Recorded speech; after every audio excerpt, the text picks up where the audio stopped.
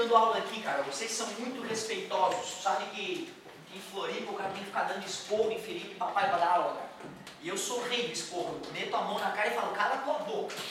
E deixa eu dar aula. E vocês são uns amores, cara. Não preciso me estressar. Muito obrigado, gente. Isso é uma maravilha. Mostra que os pais de vocês fazem a parte deles em casa. Maravilhoso. Obrigado, família! Vamos que vamos.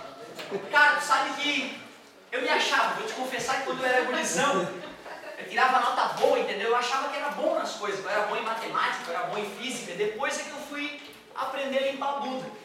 Depois é que eu fui aprender que eu não sabia merda nenhuma. Na faculdade de engenharia mecânica, a gente faz transferência de calor 1, transferência de calor 2, e depois dá para fazer mestrado e doutorado nessa matéria que eu tenho 30 minutos para te contar.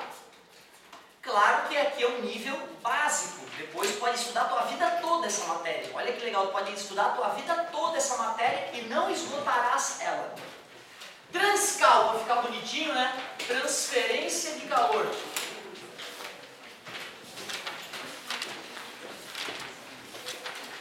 Vamos aprender um pouquinho de transcal, transferência de calor? Eu acho que eu comentei, quando eu falei do calor, eu comentei as 3 maneiras pela qual o calor pode fluir, né?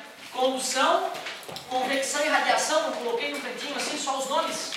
Eu acho que eu só citei, eu não expliquei nada. Hoje não, eu vou querer te fazer entender o que é a condução, o que é a convecção e a radiação, ou irradiação.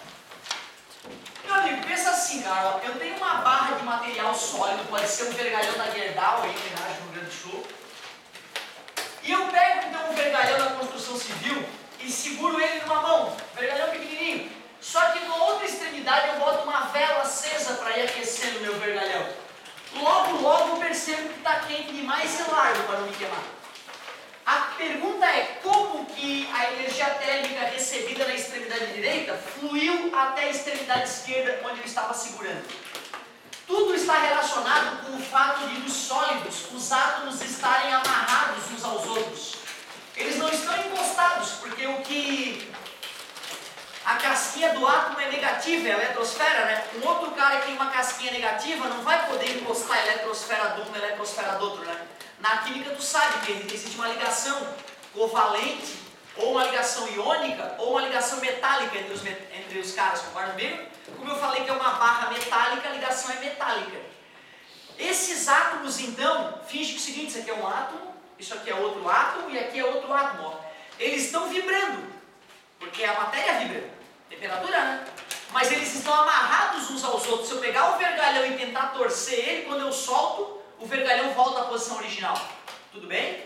Desculpa, querido. Isso aqui é o material sólido. Beleza, galerinha? Quando eu boto esse átomo em contato com a chama da vela, era uma vela, eu juro. Quando eu boto esse cara em contato com a chama da vela, o que vai acontecer com a agitação dele? Aumenta ou diminui? Oh!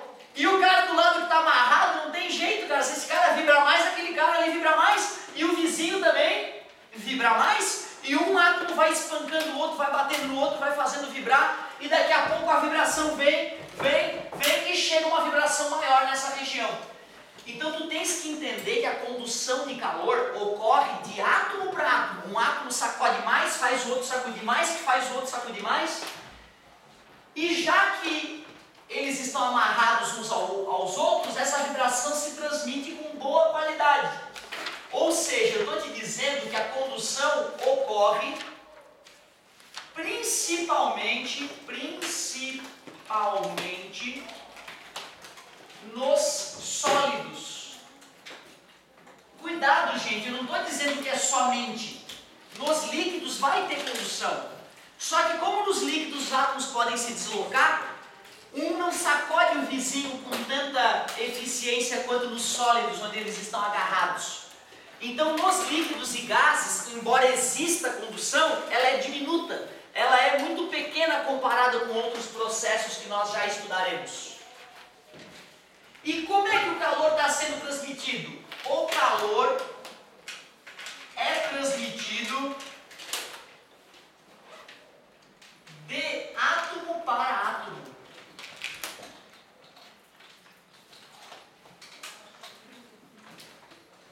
Só de saber tem esse detalhe que a condução ocorre principalmente nos sólidos e o calor é transmitido de átomo para átomo, tu mata 90% das questões que envolvem condução. Na nossa região é menos comum eles cobrarem os cálculos da condução, mas a Santa Maria eu já vi acontecer, na UFSC eu já vi acontecer. Então nós vamos mostrar o cálculo também, mas calma, daqui a pouco eu te mostro o cálculo. Vou separar aqui um cantinho, ó, para te mostrar o cálculo dessa brincadeira chamada de lei de Fourier.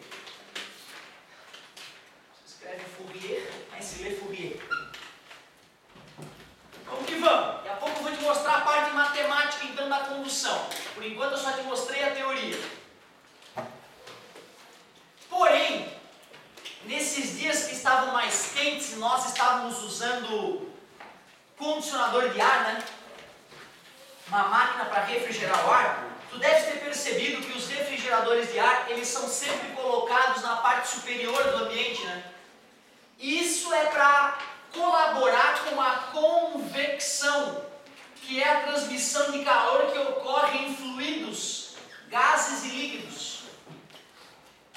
Por que aquele aparelho foi instalado ali em cima? Por que não no chão? O ar quente tende a... Como é que tu sabe? Como? Menos denso, é chique. Eu queria um exemplo prático popular. Legal, a geladeira funciona por convecção. Eu queria que tu me desse um exemplo do dia a dia, mais em relação à festa junina, que prova que o ar quente sobe. Balão de ar quente. Uma coisa bem popular, né? Pô, balão de ar quente, fica nítido. O cara que fala é porque é menos denso, pô, ele já está lá no outro nível da física, né? Eu até poderia desafiar e te perguntar, mas por que as coisas menos densas flutuam nas coisas mais densas?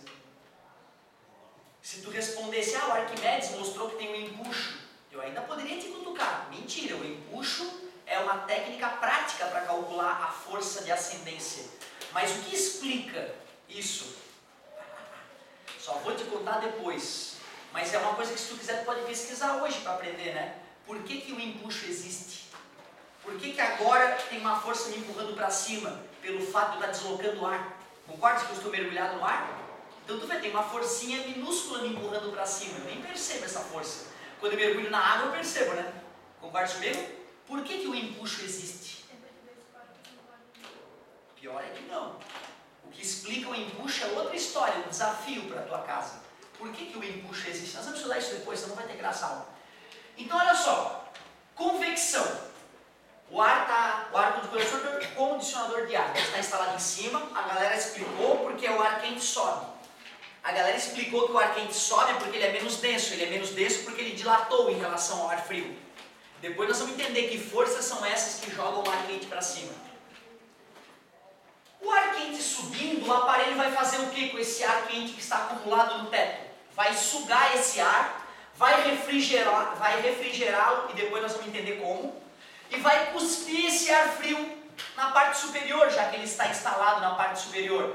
E o ar frio desce, ocupando o lugar do ar quente que mais uma vez sobe, e assim então o aparelho instalado ali em cima refrigera a sala toda. Se esse aparelho for instalado no chão, tu não imagina o estrago que é. Uma vez eu fui fazer italiano lá em Florianópolis, de graça, o consulado italiano estava dando curso. De graça, não sabe, né? Tem injeção na testa. Fui correndo lá, matriculei. Primeira aula, eu bato aquele calor infernal, início de verão, todo mundo pingando, eu olho o aparelhinho de ar-condicionado no chão, cara. Não é piada, é no chão. 10 minutos de aula. O chão estava gelado, aquela camada de ar gelada, o pé trincando de gelado, e do joelho para cima escorrendo, tudo suado, horrível. Desisti do italiano. Por isso que eu sou monoglota ainda, né? Graças a um gênio que instalou um condicionador de ar no chão. É claro que não era um engenheiro, né, cara? Pelo amor de Deus, deveria ser alguém mal informado, nem técnico. Pelo amor de Deus, técnico jamais faria isso. É um cara que comprou um ar-condicionado e instalou no chão porque ele não sabia o que estava acontecendo. Mas se eu quisesse aquecer a sala? E o chão é uma boa, né? Porque aí o ar frio desceu, eu cato aquele ar frio, aqueço ele e jogo o ar quente. E o ar quente sobe preenchendo o ambiente. Mas e se eu quiser um único aparelho para aquecer e esfriar? Bota no meio. Concorda comigo? Bota no meio, cara, porque aí tu vai conseguir um certo aquecimento e tu vai conseguir um certo resfriamento. Mas não é o ideal.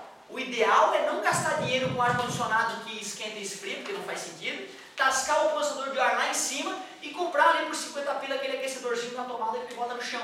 Assim tu economiza dinheiro, porque tu vai deixar menos tempo o aparelho ligado para deixar o ambiente confortável. Beleza? Então tu vê, a galera também já me mostrou que sabe que a geladeira funciona por convecção. Então se eu faço, claro, a geladeira dos réis mortais que nem nós, né? Ou eu pelo menos. Refrigerador e as grades todas da geladeira vazadas, concorda comigo? Se a mamãe colocou plástico florido ali para deixar a geladeira bonita, tu manda ela tirar. Porque isso vai fazer a geladeira funcionar totalmente diferente do que o engenheiro projetou. Se o engenheiro fez uma prateleira gradeada, é porque ela tem que ser vazada. A mãe não pode simplesmente resolver tampar aquilo ali para deixar a geladeira bonita. Pois não. Tem geladeira que as prateleiras são pequenas. Outro nível. Essa geladeira tem um computador medindo a temperatura de cada parte da maldita geladeira. E tem um tubo com ventiladorzinhos fazendo o ar chegar em cada compartimento. É outro nível. Esses dias eu fui no Angelô lá em Floripa, tinha uma geladeira que eu tinha que deixar o meu carro e dar 10 mil para levar a geladeira embora. Não é piada, a geladeira custava 30 e poucos pau. Essa geladeira, tu digita nela o que tu pegou nela, ela vai ligar para o supermercado avisando que faltou tal coisa para o cara no supermercado entregar. É outro nível, nós temos que estudar muito para chegar lá. Certo? Então assim, se a tua geladeira tem prateleiras de vidro, é porque ela é tecnológica. A geladeira normal, ela é toda de grade e o refrigerador ali em cima. Por quê? Porque o ar que aqueceu sobe, atinge o refrigerador, resfria e desce. Então tem ar quente subindo o tempo todo, ar frio descendo o tempo todo. Então vai ficar mais frio aqui, um pouquinho menos frio, um pouquinho menos frio, e aqui a região menos fria, onde tu bota os vegetais e as frutas para elas não ficarem destruídas pelo excesso de frio. Tudo bem? Excesso de frio, algum físico, olha, isso me mata. A falta de calor. Então olha só, galerinha, a geladeira é um ótimo exemplo de convecção, mas eu queria saber qual é o maior exemplo de convecção nas nossas vidas. Porra, brisa. Brisa é legal pra caramba. Dá pra dar uma... Tu vê, eu não falei de brisa para as outras turmas. Eu ainda gostaria de escutar assim, ó, vento. O vento é convecção, né, gente? Às vezes a convecção é tão bizarra que dá tufão e destrói as cidades. Concorda comigo? Por que o vento existe? Porque o ar quente sobe e o ar frio... É isso. Então o vento é o grande exemplo de convecção. Quando a colega fala em brisa, putz, eu já fico todo bobo. Então olha só. Aqui é a praia, aqui é o marzinho. Como é que eu vou saber, professor? Peixinho ali, ó. Certo? É assim, professor, cai e já morre afogado. Isso, não tem comportamento assim. E é sol, olha que beleza. É sol. O calor específico da água, ele é maior que o do silício que compõe a areia da praia. Por isso que durante o dia, se tu bota areia na praia, né, sai queimando e tu corre para a água para não queimar os pezinhos. Concorda comigo? Então durante o dia, ao solzinho, a temperatura é maior aonde? E aí o ar quente e as pessoas morrem sem ar na praia.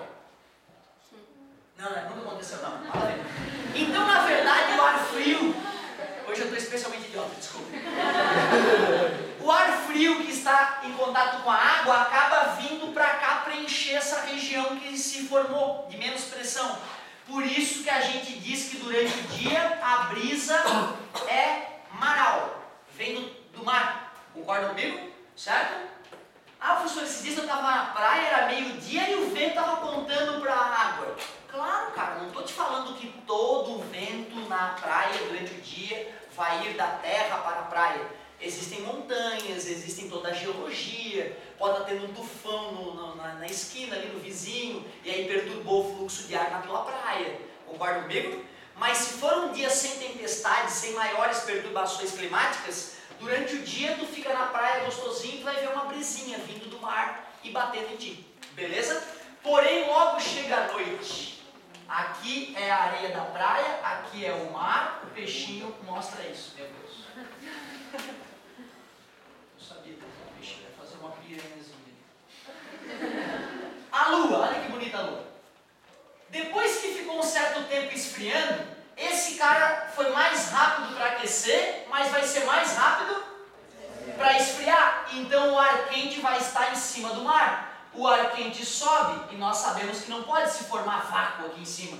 Então esse ar mais frio acaba escoando da terra para o ar terral, certo? Beleza? Então a gente diz que é maral durante o dia na praia e terral durante a noite, isso desprezando maiores perturbações climáticas. Beleza? Então ótimo exemplo, parabéns, enriqueceu a aula. Depois dessa discussão toda de 1000 exemplos, a pergunta é: onde ocorre a convecção? Ocorre somente em gases, foi o maior exemplo, né, que a gente deu, e líquidos. Tu lembra como é que fica a água fervendo na panela? Ela fica paradinha enquanto a água ferve na panela? Meu, se tu olha para a água, tu percebe o movimento dela, né? A água quente que está no fundo da panela sobe, a água fria desce para receber o calor do fundo da panela e fica borbulhando lá, se mexendo, convecção na tua panela, sempre que a água está fervendo. Nem precisa ferver, né? Basta começar a aquecer e olhar para a água, tu vê a água fluindo, a água mudando de posição. Somente, hein? Somente, quer dizer que em sólidos a convecção é nula. Como que esse calor está sendo transmitido? O calor é transmitido devido ao movimento de massa. Ao movimento de massa. Ou seja, o ar quente que subiu vai ser resfriado e vai descer. Esse ar frio recebeu o calor, vai subir transportando calor até o aparelho que vai resfriá-lo mais uma vez. Ou seja, se não tem massa se movimentando, não tem convecção. Por que a massa se movimenta mesmo? Devido à diferença de densidade. E depois nós explicaremos o empuxo direito. Cara, a convecção ela é tão satânica para calcular, tão terrível que nem um engenheiro mecânico calcula ela. Ele até calcula, né? Mas ele nunca confia nos cálculos, ele sempre fabrica algo empírico, algo prático para testar a convecção que ele calculou. O que eu estou querendo te dizer é que não se calcula quantas aletas vai ter o radiador do carro. Deixa eu calcular aqui, deu 34 aletas, não existe isso. Tu projeta o radiador do carro e depois tu testa o radiador na prática em laboratório para ver se ele está extraindo a quantidade de energia suficiente do motor do carro para não fundir o motor do carro. Radiador funciona por convecção, não é por radiação, por incrível que pareça, tá? O radiador, o ar flui pelo radiador, né? Para esfriá-lo, concorda comigo? Tá? Então tu vê, não existirá cálculo no ensino médio sobre convecção. Eles só podem te cobrar teoria sobre convecção. E se tu sabe que ocorre somente nos fluidos, gases e líquidos, e o calor é transmitido devido ao movimento de massa, e esse movimento ocorre devido à diferença de densidade, fechou. Tu vai matar qualquer questão que envolva convecção. E o último processo de transmissão de calor que a gente tem que discutir é a tal de radiação ou irradiação. São sinônimos, tá, gente? Radiação ou irradiação. Essa transmissão de calor é a mais louca, cara. É que dá mais pano para manga aí pra gente discutir. Primeira coisa interessante sobre ela é que ela ocorre em sólidos, líquidos, gases e, inclusive, no nada, no vácuo. É a única transmissão de energia que ocorre sem a necessidade de matéria. Não precisa ter nada na região, o calor pode fluir por radiação ou irradiação. E como que esse calor é transmitido, já que ele independe de existência de matéria? O calor é transmitido por ondas eletromagnéticas. O calor é transmitido por ondas eletromagnéticas. Professor, qualquer onda eletromagnética transmite calor? Não. Quando eu falo em ondas eletromagnéticas, eu fico o ano todo repetindo as 7 radiações eletromagnéticas importantes. E eu sempre repito na ordem de frequência crescente. Assim chega no final do ano, já tem as 7 no teu coração. E tu sabe que eu sou um cara sortudo, porque eu acordo com as radiações eletromagnéticas de menor frequência que existem. eu sempre boto a minha TV ou o rádio para despertar. Aí acorda uma musiquinha ou uma noticiazinha, né, uma corrupçãozinha. Então, na verdade, tu vê, ó, eu acordo com ondas de rádio. As ondas de rádio é que me despertam através do aparelho que eu uso, obviamente. E logo depois que eu acordo, eu vou para o forno de micro-ondas esquentar meu café. Então eu já uso as micro-ondas na sequência, que são as duas radiações eletromagnéticas de menor frequência, ondas de rádio e depois micro-ondas. E nenhuma dessas transmite calor. Como não, professor? Lá em casa tem um forno de micro-ondas e ele aquece as comidas, mas não é a micro-ondas que carrega calor para a tua comida. É outro processo muito mais complexo que isso, depois eu cito como é que é. Ondas de... esqueci. Rádio, tem gente acordada. Micro-ondas, aí ó, só com mímica, dedinho, cara de micro-ondas, legal. Tem um tipo de radiação que todos vocês emitem e que tudo emite o tempo todo. Basta estar acima do 0 Kelvin. Infravermelho. Depois do infravermelho vem o vermelho, alaranjado, amarelo, verde, azul, anil, violeta. Vai dizer que eu tenho que saber as 7 cores do arco-íris. Na sequência certa, inclusive. Tem que saber as 7 cores do arco-íris na sequência certa. Para matar questões de ótica e de ondulatória. Então depois tem o que mesmo? Ondas de rádio. Micro-ondas. Infravermelho, depois vem as cores todas, ou seja, estou falando de luz. Termina com que cor a luz? Então depois vem o ultravioleta. Começou a ficar perigoso, pode dar câncer já. Acima de ultravioleta as radiações são chamadas ionizantes. Ionizante quer dizer que pode formar um íon. O que é um íon? É um átomo carregado. Cátion positivamente, ânion negativamente. Tudo bem com vocês? Cara, tu vê, a partir de ultravioleta, a radiação chega com tanta força que pode arrancar um elétron do átomo. Porra, a pancada já é grande, cara. Tu toma cuidado com ultravioleta que pode dar câncer de pele, isso aí, se tu exagerar. E não se esqueçam, agora está sendo banhado com ultravioleta essa porcaria dessa lâmpada. Essa lâmpada é satânica, ela emite um monte de ultravioleta. Eu nunca passo protetor solar e passei muito mais tempo debaixo dessas lâmpadas do que pegando o sol. E eu vejo as marcas na minha testa de expressão. É o ultravioleta, cara. Eu deveria passar protetor solar para vir dar aula. Porque essa lâmpada destrói a tua pele com o passar dos anos. Não custa, né, cara, gastar uma micharia e ter a pele nova para sempre. É inacreditável. Minha irmã mais velha, todo mundo acha que ela é a irmã mais nova, porque ela, desde que eu me conheço por gente, a filha da mãe pega o protetor solar e passa na cara antes de sair de casa. A pele dela tem 10 anos a menos que a minha, embora ela tenha 5 anos a mais que eu. Importante isso, né? Ondas de rádio. Luz, ultravioleta. Ultravioleta. Agora duas radiações. Quebrou o braço. O que tu vai fazer? Tirou o raio-x, ou ver se os dentes estão bons, né? Ou ver se o pulmão tem algum nódulo, ou ver se a mama tem algum nódulo. Tira a radiografia, raio-x. E se der merda e tiver um tumorzinho, um câncerzinho, a gente vai bombardear ele com raios gama para poder destruir o tumor sem destruir a pessoa, né? Se der sorte. Então, raios gama é a 7ª radiação eletromagnética importante de tu conhecer. Eu citei 7 radiações em ordem crescente de frequência, beleza, galera? Mas dessas que eu citei, só 2 transmitem calor. Infravermelho,